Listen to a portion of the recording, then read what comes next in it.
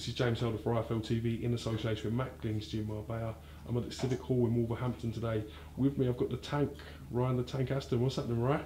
I'm alright, James. Yourself? I'm alright. How you been keeping? Good, mate, yeah. Not too bad. The singing career's gone downhill since, but we're alright. We keep going. It's the life of a boxer, isn't it? Sometimes it's ups and downs and a little bit topsy-turvy at times, you know? Sometimes you got to take the good with the bad, and you know it's a tough business. It is a business. It's more so a business than a sport.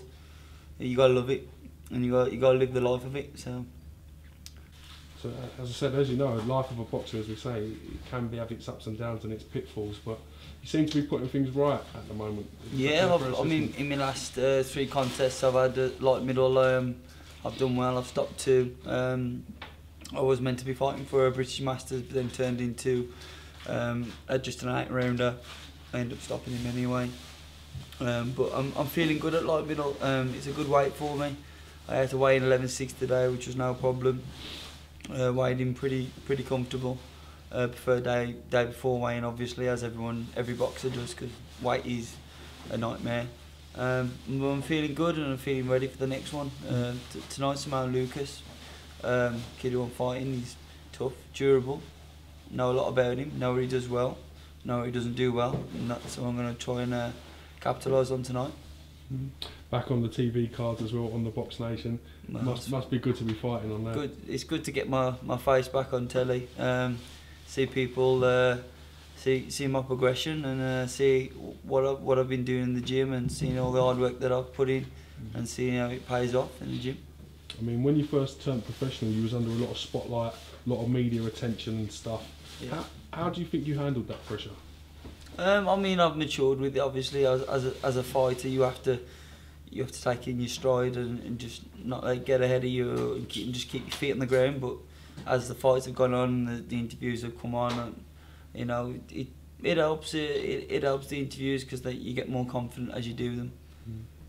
I mean, having taken some fights on the road and fought in different places, do you think that your fan base and certain people might have dropped you out at certain times? Would that be a fair assessment? I'm not sure how my fans think.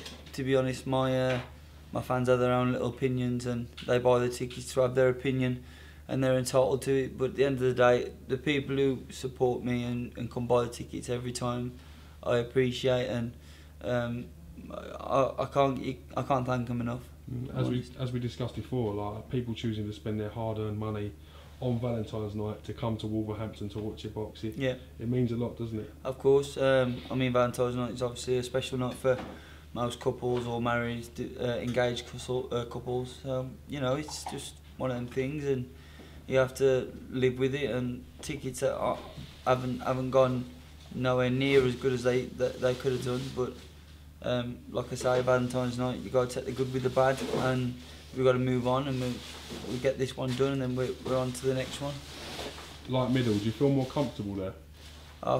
It's a struggle, but I get there, and when I get there and weigh in the day before, the next day, yeah, the real Tank comes out.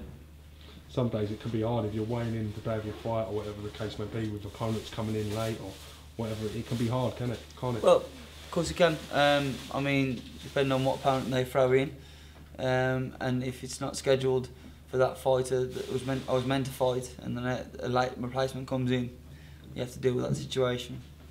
Like I say, boxing's a sport, and it's a business, and you got to live the life and love it.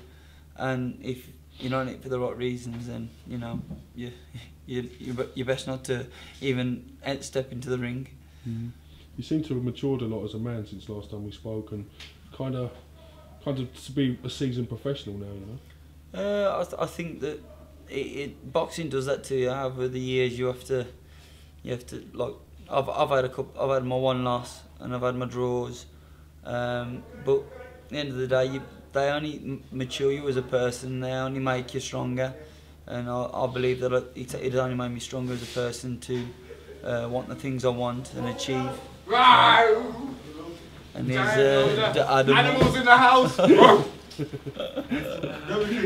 Yeah, but like I say, I mean, it's all good, and I'm just ready to rock and roll. Top man. Listen, Ryan, it's good to catch up with you, mate, and I wish Thanks you the very best of much. luck Cheers, with your James. career. And I'll Thank see you. you again real soon. Cheers.